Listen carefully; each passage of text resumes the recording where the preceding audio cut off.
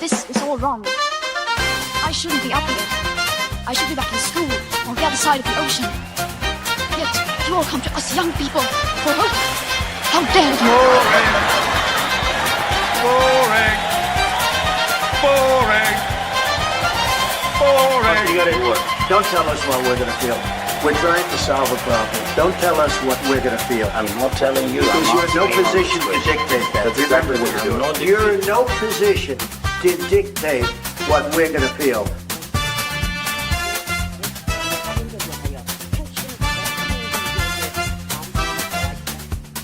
I call again for an immediate ceasefire in Gaza, the return of the sausages, the hostages.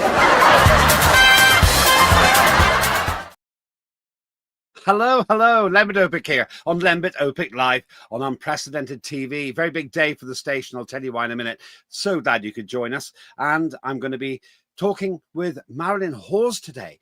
She is the Chief Executive Officer of Freedom from Abuse. But there's a rather strange case of Britain's abuse crisis, apparently to some extent buried under the carpet because it's a bit of an awkward subject for the victims minister and various other people to talk about, not least because many accuse the Labour Party of being complicit in the massive cover-up of hundreds of thousands of mainly white girls being raped by mainly ethnically foreign gangs. We're going to talk about that today. It's not a very pleasant subject, but it has to be raised because the mainstream media doesn't really want to talk about it all that much as far as we can tell. Before that, though, if you're watching this live, I'm sure that you saw a spectacle far more entertaining than anything I can do here on Unprecedented TV, and that's Prime Minister's Questions with David Lammy, the Justice Minister. I'm not sure if you observed it, but David Lammy had his first outing standing in for Keir Starmer, who's gone, rather ironically, 9,000 miles return in an aircraft to an environmental conference to tell us not to fly.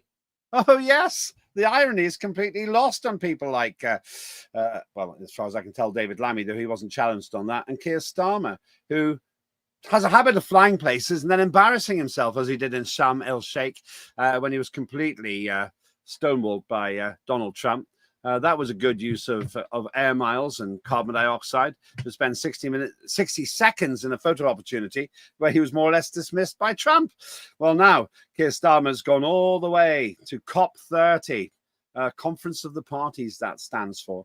That's an environmental conference to deal with a non-existent climate crisis.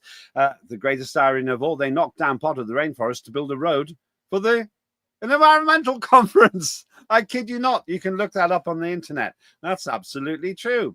But back to the present day. David Lammy had a crash and burn moment, well, rather long series of moments yesterday. Though it has to be said that the opposition, Mr. Cleverly, the Conservative, also messed up a little bit in the process. But his point was sound.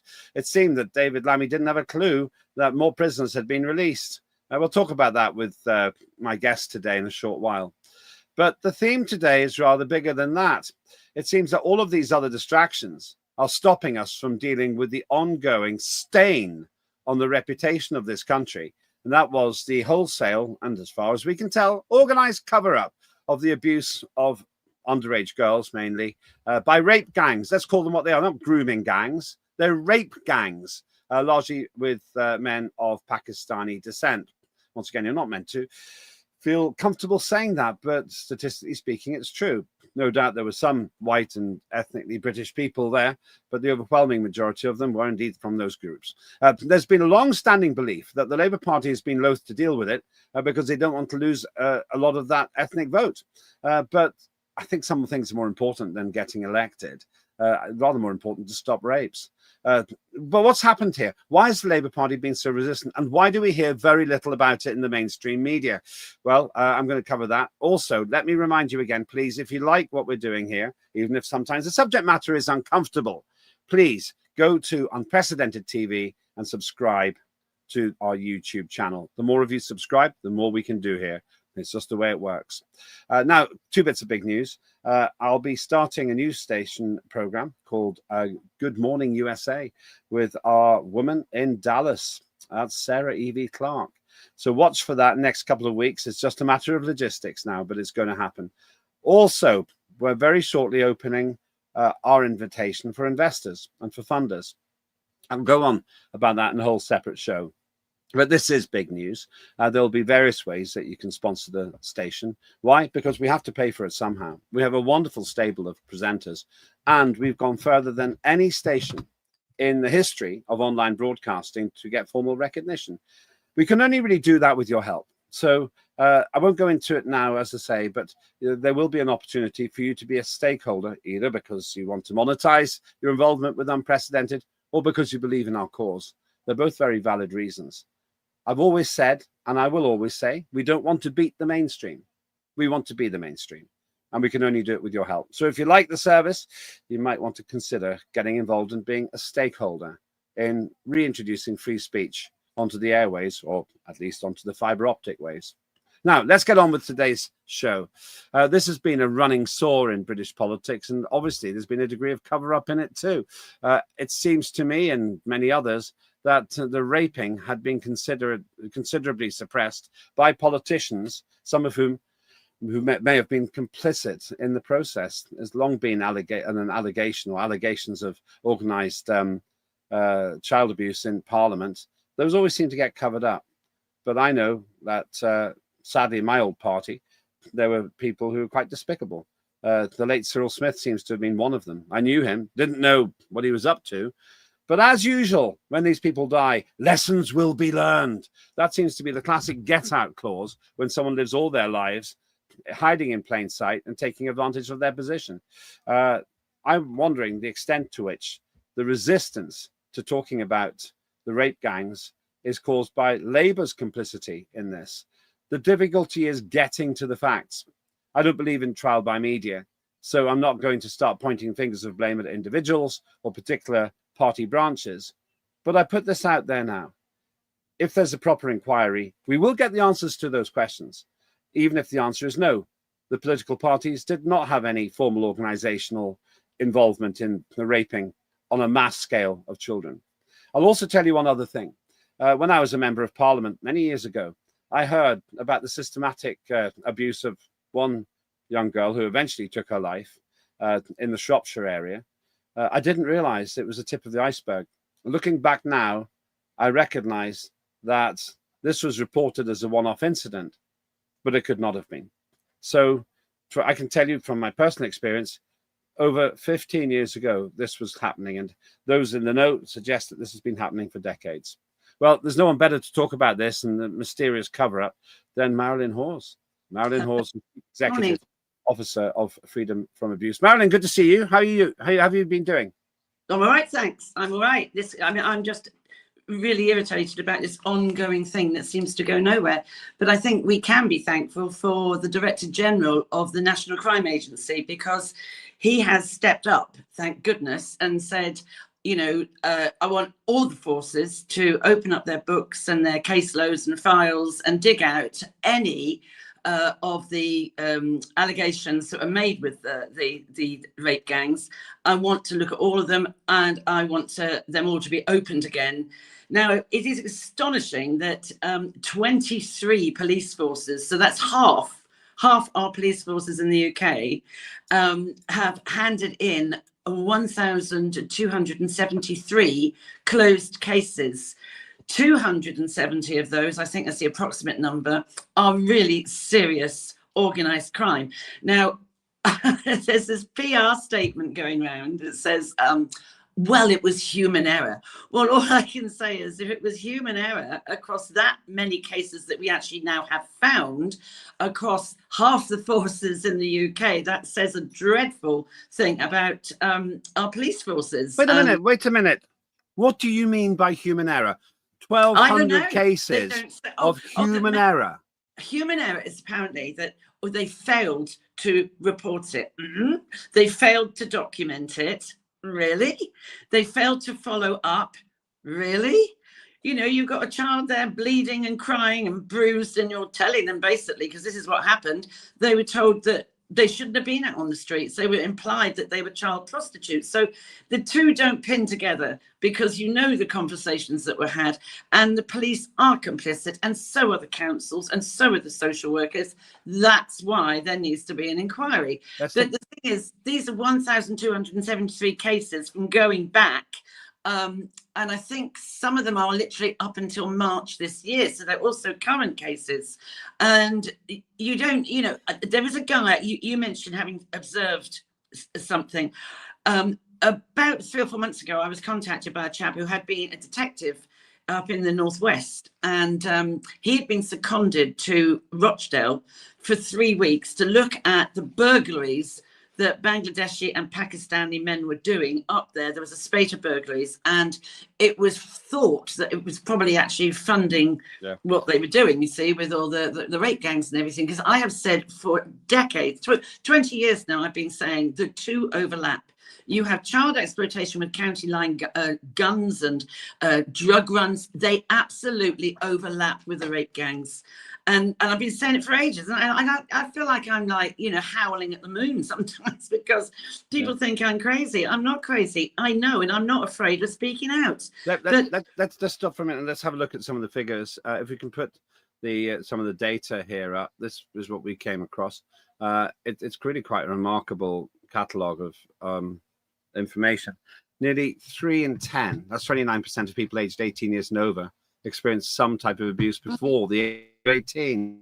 Now, neglect, we're not talking about that today, but sexual abuse, it's really a rather high percentage.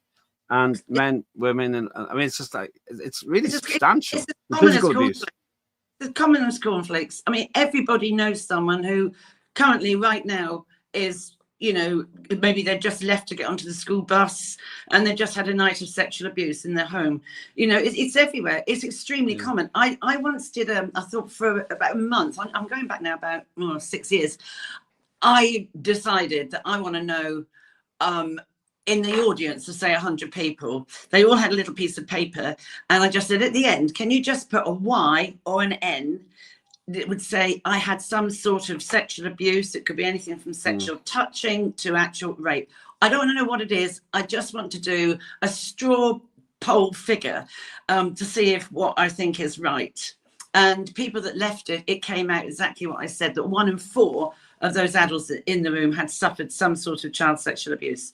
So child sexual abuse. So those figures are actually higher than these. Because those figures there, you see, what you're looking at there are the actual reported figures that have gone through the courts, through the police, etc., etc. Right. So many people don't report. About 60-70% don't report. So when I got that sort of, if you like, honesty straw poll, you know, and I said, even if you've never reported it, just put Y or N on a little slip of paper in the box at the back. And it came out as 1 in 4. Well, this comes out as about 9%. So if you're saying 60% don't report that, that accords roughly with what you're saying, roughly 1 in 4. Yeah, absolutely. And I mean, and then you've got people that, and it's so hard. It's really difficult. So you see anything historic child sexual abuse is anything that's over a year old. So this is why I always say people now, you know, it's 2025. You've got to get to the sexual referral centres. We've got one just about half a mile down the road from us, a SARC, Sexual Assault Report Centre, and you need to be swabbed because, you know, that the semen and everything lasts about 2 or 3 days. And if you go home and you have a shower, you've destroyed your evidence. And that is the forensics is very, very difficult to actually find. It's really important. So if you were raped 20 years ago, there isn't any forensics, you see. So it's very difficult. You've got to compile people that, you know, that maybe they had to sort of reach out and find other people that were abused by that person. But in this case, and I know Nigel Farage was very clunky in the way that he said this the other day. Oh, it's a different sort of sexual abuse.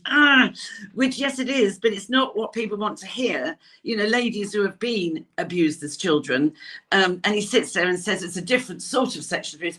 any sexual abuse is heinous. It's horrible. It changes your life. It changes where you're going to go, how you might act and be, what profession you might have had. It blocks you down. It blocks you down. And if you don't get it out your system, I was talking to a load of students yesterday, and I was saying to them, they're NHS students, and I said, you have to ask them why. You're so busy medicating people who've got mental health problems. I'm going to list. I said, if people have not resolved or disclosed sexual abuse as a child, that tension, that anxiety, that trauma sits in your organs, in your bones, in your muscles, and you've got to get it out there. And if you don't, it can and it does cause heart disease, kidney disease, it causes cancers, it causes diabetes, it causes dementia. There's a whole list of blood pressure, because with the trauma, the sugar in your system raises with the cortisol and everything, and it's an absolute shit show. And there's a wonderful book, if anybody is listening to this and thinks, oh my God, that was me, or that is me. There's a wonderful book you can get on Amazon, but I would get the audio version because you need an absolute powerful microscope to read the print. It's a book called The Body Keeps the Score, and it's by Bessel van der Kolk, and he is unbelievably good. The number of people I say, get that audio version, work your way through it. The body keeps the score, and it does. The body holds on to that trauma, and it has to come out if you want to get it. We, in preparation for talking with you, I asked the team to get a few samples of recent news reports, and they're all over the place. I know. Wales Online there, predatory man who subjected young boy to campaign of rapes, shouts abuse from Doc. A judge described Mark Kane's sexual abuse of the boy as the calculating actions of a predatory man. If we can get another one up, it would be good. Thank you. Predatory man who subjected a young boy to campaign of rape, shouts abuse from Doc. Again, this is just, I think that may be the same one. And then you've got pictures of people as well. They're just like this person here, who jailed for sexual abuse of children in the 1980s. Yeah, in West Midlands Police, and you just think to yourself, wait a minute, these people have been going free all that time. William Douglas left, was jailed 14 years, while David Jordan was jailed for 5 years. Yeah, it's all over the place. We could put 300 examples from the press. Yeah, 300. I mean, and only just, there is, I think it was the chaplain to the Queen, I think it was arrested, but he wasn't sent to jail. He had sent indecent images of himself and collected ones of children. I mean, these are not images. These are, people talk to it like, oh, it's just a photograph. No, it's real cases of abuse that somebody is actually filming and taking a photograph of. It's not, oh, it was just a photo, or it was, no, someone has filmed it. it is a real life situation with a real person's body being, and it's all sold on the dark web, all these images and things. But he, I suppose because he was linked to the royal family, he managed to sort of escape with a smack on the knuckles, but then you look at Hugh Edwards, and people always go on about, of the worst kind of abuse. Well, the worst kind of abuse would make anybody throw up this morning if I said what it was. I mean, just go on to Google, put in the Copine scale, look up category A, and you'll know exactly what has been subjected on that child. And that's the thing. And it's crime, to be clear. This is the highest paid BBC News presenter. Absolutely. And then look at the mess they've got in there with, And he basically had paid for not AI generated stuff, as far as I know, actual somebody, maybe a boy of 7, being subjected to this A-class abuse, the worst kind. You don't have to have too much imagination to imagine. No, you just, and that age group is getting younger, but also, and of course he kept his pension and everything, which is outrageous. There's no system to remove it. They don't have any empathy whatsoever. And that's what is so interesting, that empathy. No, I mean, I've been in prisons. I've talked to paedophiles. I've talked to domestic abusers, and all of them had a trauma in their early years, up to the age of 3 or 4, of one sort or another. It could be neglect. It doesn't have to be sexual abuse. I think 1 in 8 sexual predators had actual sexual abuse as a child, but the other 7 out of 8 didn't. But they had adverse childhood experiences that distorted the landscape of the brain. It broke neural pathways and all that sort of stuff. And they go into school, displayed in school as a difficult child. Nobody asks why. I'm the nosiest person. I always go, why? I'd like to know. That's how you learn. But yes, the other day, 3 days ago, there was a teenage boy who had recently just passed his qualification to be a nursery worker, school nursery worker, and he's now up for grabs. He's only a teenager. He's been raping 3-year-olds in the nursery. And that they stopped him as he was going back to the car.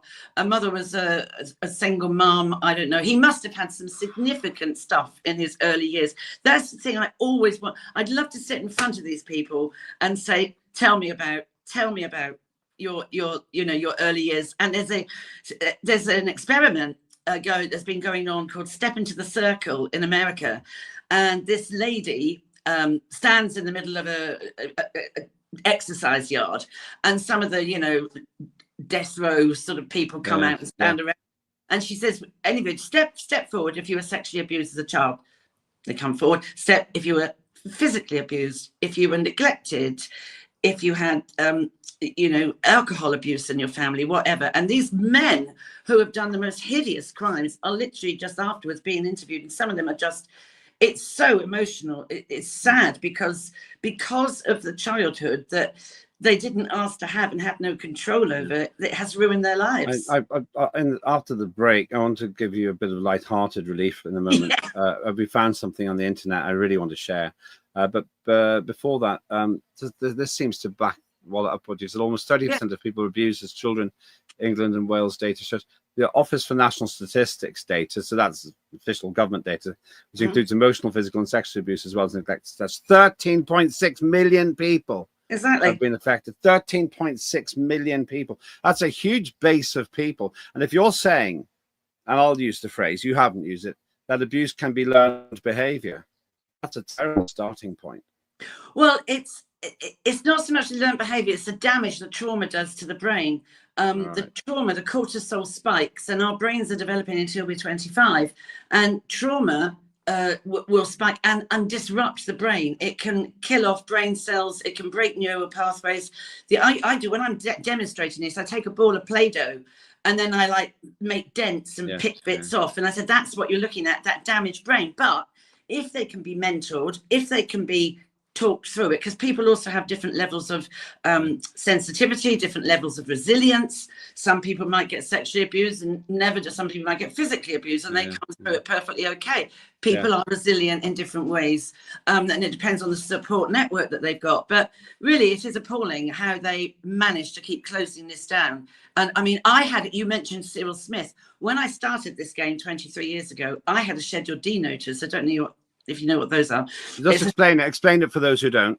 A Schedule D notice. It came through a weird email address, and I thought, oh, what's this? And I printed it off, and I wish I'd kept it, but I was frightened. It was an A4 piece of paper, buff coloured, and across it diagonally it said Schedule D, and on there was Cyril Smith's name, Lord Janner's name, Rebel Janner. Lord Janner, he was a serial one. Well, be careful, because nothing's been proved on that. Okay, fine, but it was on the Schedule D notice. There were about 5 names, and I thought, crikey. So I rang my lawyer. I said, hey, look what I've got.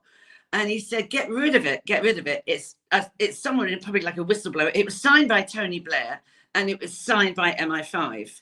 Well, what they'll have argued is that these people were innocent and therefore they shouldn't be accused. That's what they would say. I was not to name them.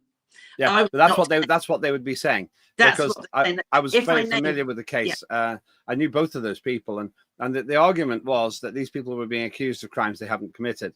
Now, I don't want to get into trial by media here, but that's very interesting, because Schedule Ds are frightening, because they can be used to shut down legitimate inquiry as well. I was terrified because this is when I was just sort of starting off, and then I was sort of like this random woman that was like so angry about the system and the judges, because the judge let the abuser of my boys, he walked free, and I thought, well, that can't be right. And so yeah, I was frightened with that. So when my lawyer was in London, I rang him up and he said, get rid of it, and it was about 10 years ago, and I was talking to someone. Ever since that time, I've done loads of media, and I was speaking to some media guy I knew really well, and he said to me, well, we all think you're safe now. I said, I beg your pardon? And I said, I didn't know I wasn't safe. He said, you must be joking. You got a Schedule D notice. You would have been watched. You know, were you careful when you stood in a tube railway station that you weren't too near the edge, or hold on to the escalator properly? And he said, when I said to my lawyer, I said, well, what am I going to do about this Schedule D notice? He said, you're not going to do anything. And at that time, I can't remember that guy's name, who it was somebody, David somebody, and he had they reckon a poisoned dart in his bum when he was walking the dog in the field. What was his name? I don't remember. David. I don't know. He did something to do with the Iraq War. David Kelly. That's it, David Kelly. And I said to my lawyer, I said, oh, are you saying that I'm gonna have a David Kelly done to me? And he said, yeah. I said, oh, don't. And I was absolutely terrified. I wish I'd kept the darn thing, because I just wish I had, but I was so frightened. I was so naive. I have been investigated by the FBI. They've written to me and said they've done it more than once. And I have also been tailed by the KGB. Lovely. I didn't know the FBI were doing it, but I at the time, but more recently, I guessed. I do go to America. Whatever they're doing it for, I don't really know. It could be to do with some charity work. I'm not sure. The KGB, because I was involved in helping Estonia achieve its independence. I just kind of live with it. I don't like it, but I live with it. I'm much more angry about the fact that the press was spying on my phone calls, actually. Yes. But just before we go further, because time's racing on, this is fascinating. Never enough time with you, Marilyn. After the break, I want to talk about this government and your view of how they're doing, and to some extent the fact that we now have a justice minister who doesn't even know when abusers run away from prison or are accidentally released. Yep. We're going to talk about that in a minute, and I want to show the road crash performance, in my view, of David Lammy in Prime Minister's Questions. But if you're watching this live, if you're watching in the archive, this video still works. Instead of having an advert for one of our shows, we came across, so I have to thank Sabina for this, a wonderful, funny thing from Very British Problems, Marilyn. I hadn't seen this site before. Very British Problems, and it shows the hypocrisy of our society. On the one side, you can go to prison for hurty words on the internet, but on the other side, the whole of Britain can burn an effigy of Guy Fawkes, and apparently that's okay. And we're kind of celebrating it. I'm celebrating the idea of blowing up the Houses of Parliament. Now, I don't know who this guy is. We couldn't find out who this guy is, but I've got to show you what I think is an absolutely poignant example of the hypocrisy of British society. And this is from Very British Problems. Watch this. The bonfire over there with that man on it. Yeah, that's you. Well, that figure on top, that's me. Yeah, every year we put you on top of that and then just burn you to bits to commemorate when we burnt you to bits. That was 400 years ago. Yeah, well, people have got long memories in this country. And you do this every single year for the last 400 years. I didn't even succeed. I know. But we let off fireworks because that's what would have happened if you succeeded. So we kind of celebrate burning you to death, and then we also recreate the thing that you failed to do. So do you have many people that have a special day just for them? I mean, we've got the Easter Bunny, and then you, and then Father Christmas, and yeah, that's about it. Yeah, you're the three main guys of the year. Don't know, just seems a bit harsh. Yeah. It's brilliant. That's from Very British It's Problems. so true that when you see it like that, you think it's I have to so- thank that's if Guy Fawkes was alive today, just for the avoidance of doubt. That's if Guy Fawkes was alive today. And I have to thank Sabina for giving me that. We got that this morning. It's really very, very very good. funny. But it's the And hypocrisy of it. What know is what? so funny is the deadpan expression. Yeah. I see. So I'm going to contact Very British Problems and see if they'll let us have regular access to their work. I'm really keen to promote pathos and irony. When I was a member of Parliament, they were putting all this anti-terror legislation through, and they kept saying, "Oh yes, we have to not promote terrorism. You can't support terrorism," and so on. And one day I was walking through the great big hall you go through on the way in. Do you know the one I mean? I know It's like a cathedral. Well, Yeah. I was walking, and there was a guy dressed like Guy Fawkes. And I went over to him. Said, "Who are you?" He said, "I'm Guy Fawkes." I said, "What are you doing?" He said, "Well, I'm here because it's 5th of November." I said, "But you're a terrorist." Well, sort of. Yeah. You wanted to blow this place up. Yeah. And your point is, I said, "We're celebrating you." And he was bemused by this. He might have well said, "Well, I've been given $2,000 a day to do it." So then I raised it. I said, "Why are we celebrating a terrorist who wants to blow up my office?" And there was no good answer because we have these hypocrisies. Now, I'd like to somehow weave that into what we're discussing, but I'm not going to do that. It's just something, it seemed poignant. If you are watching this live, hopefully that gives you a little bit of amusement. And Very if you funny. are part of Very British clever. Problems, get in touch because I'd love to use your stuff. Sorry, I'm talking a lot. Do you not think there's a bit of a hypocrisy there? Oh, 100%. But you don't. Having seen it, you do think actually it's bonkers. Why do we do it? You know, but it's so true. I thought that was hilarious. And I mean, but as I say, the deadpan. Oh, I see. Right, fine. Okay. Yeah. We do it. That is what I think is that dry humour made it even funnier. You know, we have a series a bit like that. Seems a bit harsh. Yeah.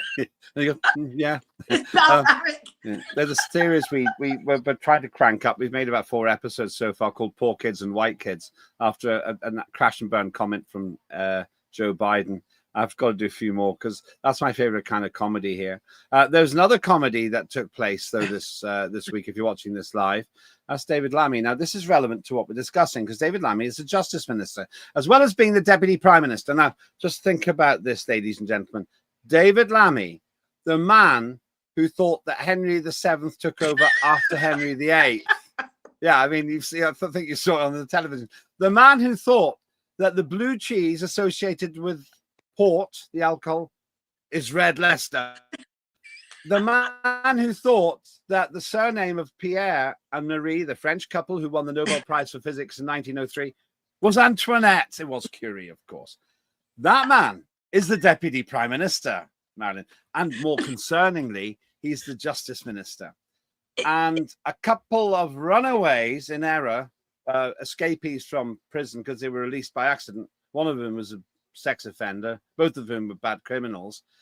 They got away. And I put it to you when you watch this that although David Lammy said afterwards that he knew all about this because he'd been briefed the night before, I don't think he did. Let's just have a look at this. Thank you, Mr. Speaker. And can I begin by associating myself and the opposition with the remarks by the Deputy Prime Minister about the terrible and horrific attack in Huntingdon. We wish a speedy recovery to those still in hospital and pay tribute to the brave actions of the public and the police. Now, Mr. Speaker, overnight, the father of the girl assaulted in Epping by Hadish Gabatu, the illegal immigrant, released by accident, said the government had failed them relentlessly. Now, I confess, I'm surprised the Deputy Prime Minister hasn't already apologised. So I'm going to give him an opportunity now. Will he apologise to the family concerned? Deputy Prime Minister. Well, it's great to see the honourable gentleman in his place. I had expected to see the Shadow Justice Secretary, but nevertheless, I'm pleased to see the honourable gentleman. He must have missed the debate, because in the debate, of course, I said sorry for the anxiety caused whilst Kabatu was at large, and I repeat that, and it's hugely important that Dame Lynn Hawes now gets to the bottom of what has happened with her further investigation. James Cartledge. Thank you, Mr. Speaker. Watching the interview last night, I have to say it was absolutely heartbreaking. And I have to say, Mr. Speaker, I do think he owes it to offer an apology here on the floor of the House. But he should have done that at the start of his remarks, Mr. Speaker. These are very serious matters, Mr. Speaker, which is why I want to ask him a further very important question. Can he reassure the House that since Kabatu was released, no other asylum-seeking offender has been accidentally let out of prison? Deputy Prime Minister. Well, the House is thankfully quiet, so I'm surprised the honourable gentleman didn't hear me when I said that of course I apologise and I'm sorry for the anxiety caused. But look, let me just remind him that he was a justice minister that allowed our prisons to get to this state in the first place. And it's now for us to fix the mess that we've got into. It's important that Dame Lynn Hawes can now continue her work and understand what is happening. He knows that early release has begun under their watch in 2021. Mr. Speaker, these are extremely serious crimes that we are talking about. I'm going to ask him the question again. Can he reassure the House that since Kabatu was released, no other asylum-seeking offender has been accidentally let out of prison? It's a very specific question for him to answer. Deputy Prime Minister. After his release, I put in place the toughest checks we've ever had in the prison system. It is important that Lynn Owens is able to get to the bottom of her work. I suspect there'll be more checks and balances we need to do. What we inherited was a complicated system that they set up, letting people out on the sly. That's part of the problem, and we're trying to fix it. Mr. Speaker, he's the Justice Secretary. He's responsible for the justice system. He needs to take responsibility, and I'm asking him a straight question.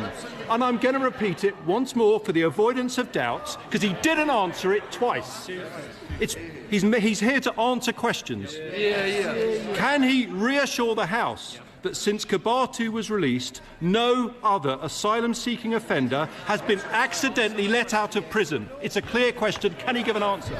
Deputy Prime Minister. Get a grip, man. I know I'm the Justice Secretary. That's why I'm at the dispatch box, also as Deputy Prime Minister. We know. Well, that's, you can see the guy clearly doesn't know. Exactly. He clearly doesn't know. Get a grip, man. His rage. If he knew, but let me just tell you, because we've looked at this in detail, we don't want to get this wrong and unprecedented. He said, after this, he said, well, I knew it. I was briefed the night before, but I didn't want to compromise it somehow because it's a sensitive subject, something like that. But an hour after this, road crash exchange, he then said, oh, yes, and these are the details. Marilyn, this man is in charge of the kind of inquiries that you've been talking about. I know. It's absolutely frightening. It frightens me, quite honestly, because also, I don't know, you had the clip of the thing, but did you hear him say, that his godmother would be very proud to see him at the dispatch box, and that he went out and bought a new suit? I mean, who wants to know that? But unfortunately, he forgot to wear a poppy. So he had to borrow a poppy from a guy that was a veteran in the war, so he was in the crowd or something, to put the poppy in place. I mean, the man is an absolute numpty. He really is. I don't have any confidence in him whatsoever. I was on a radio program with him once. I think he had a show with LBC. Oh, my life. It was just awful. It was absolutely awful. So I don't have any confidence with him at all. And when you see what he was going on about, there was another clip yesterday on the news about when he was going on about all the black people in Britain that, they need recompense for all the slave trade and stuff like that. Oh, for goodness sake, just get a grip, man. Really, it's awful. He needs to get a grip. What I like about him is he if he's caught on the back foot, he's very defensive, and he comes back really quite childishly. And what's the issue here, Marilyn, is if he actually knew that these people had been released, number one, why didn't he show contrition and say, these are very sensitive subjects, and I'm not able to discuss it now, but I'm willing to meet with him in private after this so that we can have a cross-party solution for an issue which has blighted his government and mine. That's what you do to shut it down. Absolutely right. The second thing, and this is the absolute smoking gun, what changed in 60 minutes from Prime Minister's questions to 1 hour later when he was all over it saying, oh, yeah, well, I knew all about it. Yeah, I couldn't talk about it then. Nothing. Here's the third point, actually, for bonus for 10. He was bragging about going out to buy a suit in the morning. Yeah. So why didn't he spend the time briefing himself? He must have known there's a possibility this was coming up. I don't believe he knew. I don't believe he knew. Simple as that. He wouldn't have read his briefing papers then, presumably. Did you notice, though, how Shabana Mahmood, I can remember her name there, was just nodding with approval there, like a nodding dog sat next to him? I don't trust her either. There's no one that is competent. They're completely inept. And there was a very true statement yesterday. It was saying, can't remember who it was. I have 5 Live when I'm driving. I put that on sometimes. And there was. Why aren't you listening to Unprecedented? But carry on. I can't get it on my. How dare you? This could be your last visit. I notice the more angry you get, the closer you get to the screen, by the way. Anyway, go on. It's scary. Go on. Yeah. But there isn't one person on that front bench that has been in business, who is like run their own company, who knows about spreadsheets and checks and balances. There's no one there. They've got no professionalism in that remit at all. There's no one. So I'm kind of, because I'm talking over you because I realize the time. We haven't got very long. I'm going to show you somebody. I want you to guess what this person does. I know you won't probably recognize it, but guess what this person does. What do you think that person does? Oh my Lord, no, that's got to be a tranny. No. Oh, it's a tranny, isn't it? No, it's not. Not? Who is it then? That's Alex Davies-Jones, the victims minister in the Labour Party. Now, she was on, if you're watching this live, she was on BBC Radio 4. I watched the mainstream media so that you don't have to.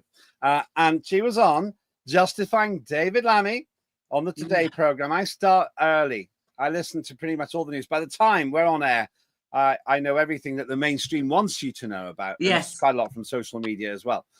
And she was asked about all of this. And she was challenged about David Lammy's abysmal performance. And she said, well, he knew about it from the night before. And then they said, well, why didn't he talk about it? Oh, because he didn't have all the facts at PMQs, Prime Minister's questions. So what was the briefing about then? Well, he's the Justice Minister. And then they asked him, why did he go shopping in the morning for a suit? I said, oh, he was making a joke. No, he said he went shopping that morning to get the suit. Why wasn't he making sure he was all over this? Because they're the ones who say that the Tories are to blame. And then she blamed the Conservatives. I'm so and it was a road crash into absolutely horrendous. Then she couldn't help herself by talking about the fact that he was the first black deputy prime minister. What's that got to do with anything? I was the first Estonian MP. I didn't start all my speeches with we welcome Lembit Öpik here to the accountancy conference. I didn't start with, well, as Britain's first Estonian MP. I mean, it's ridiculous. You know, Lembit, what entitles you to be the Welsh leader of the Liberal Democrats? Because I'm an Estonian. I mean, come on.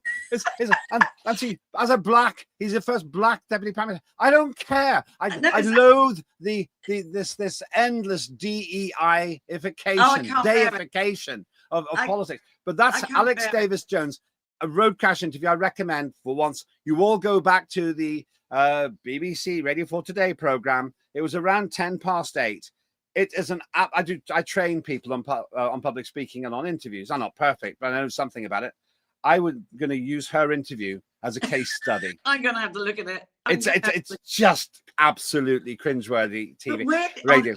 earth did they find her from? She honestly looks like a man transgendering. Yeah, I don't care about that. No, You I see, know. I think you're that's being what the mean to question say was. that. I I think you're thought being that's what the mean. question was. But I mean, they're all the same, though, aren't they? I mean, Starmer came out and said, "Oh, I have every confidence in David Lammy." I mean, you are such a prat. You really are. Well, yeah, but this woman here, I'd say, they found this photograph, and perhaps it's not the most flattering picture in a way, but maybe she's doing a stunt with Ed Davey. I don't know. But the problem here is that her defense was it's all the Tories' fault. No, it's not, love, because the problem you've got here, Alex Davis-Jones, is that your Justice Minister said, and we saw it in the quote, that he's tightened everything up now.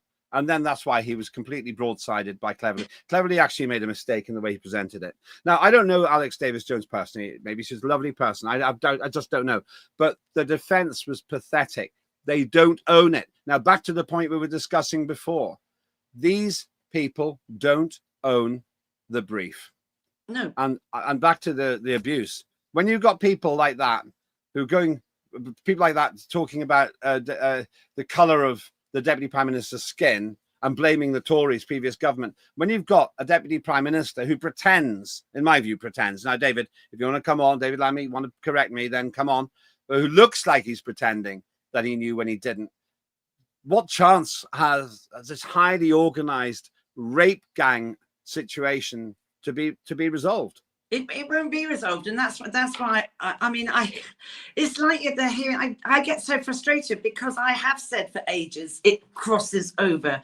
They interlock county lines and the rape gangs. It is organised crime, and I've said it for ages, and people go, "No, you've got to." It's not. It links together, and but also what also irritated me, having been a teacher, as a deputy head, what really irritates me is that 5,000 governors the day before this news came out yesterday about the rape gangs and all that, which we know, but now thank God for the Director General of the National Crime Agency. Do you trust that person?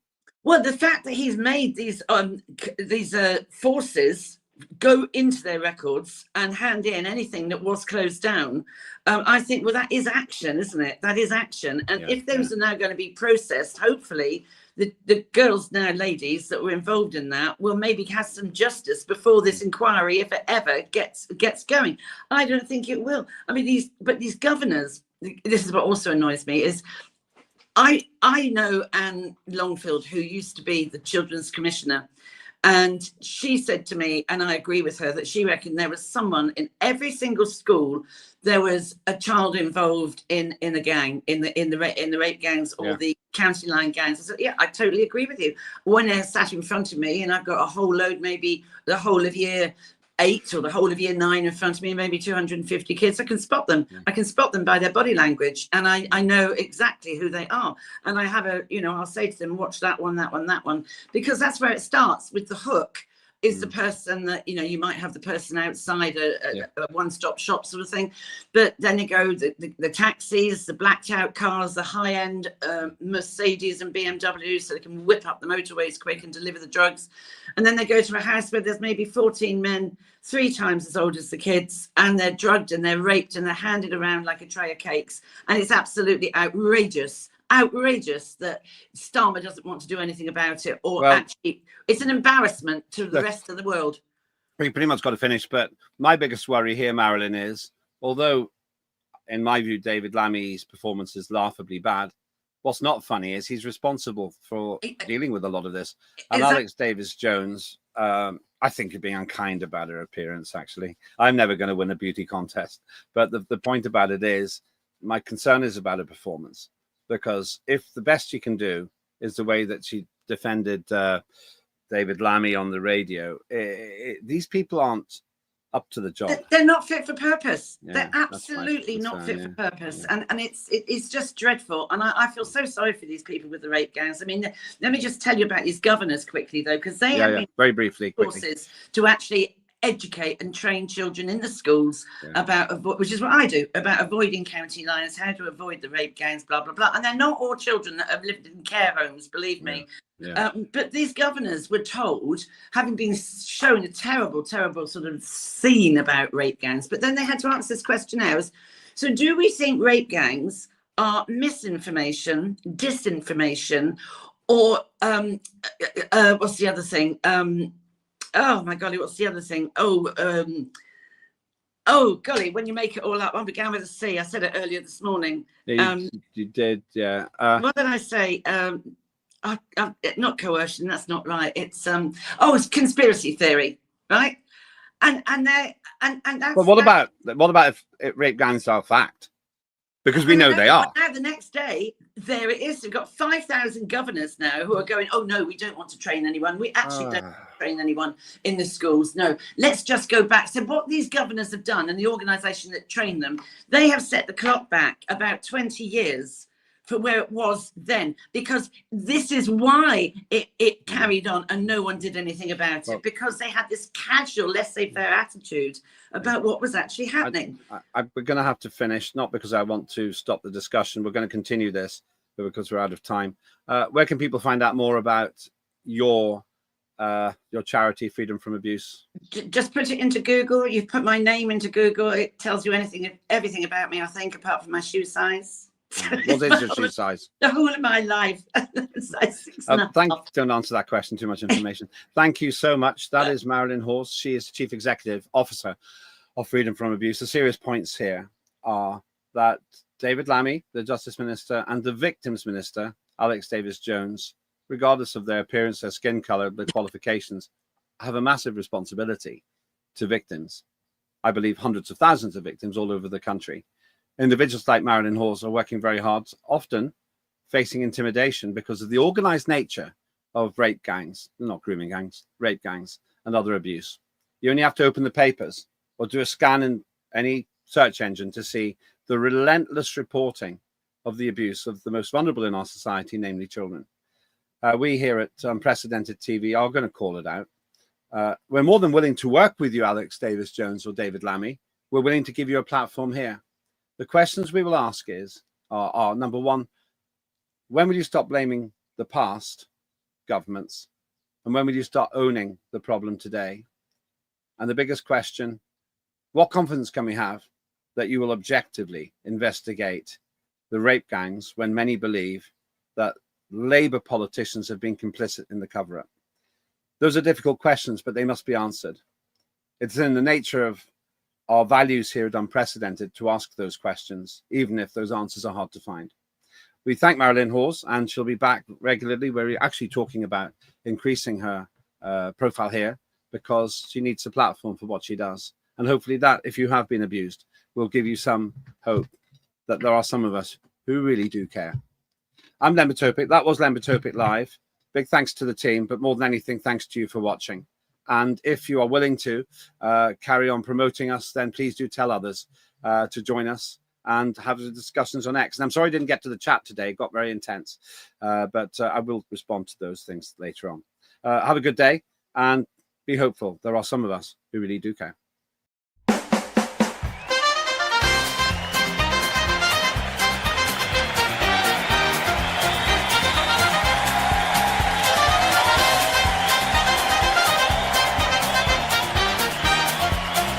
Immediate ceasefire in Gaza, the return of the sausages.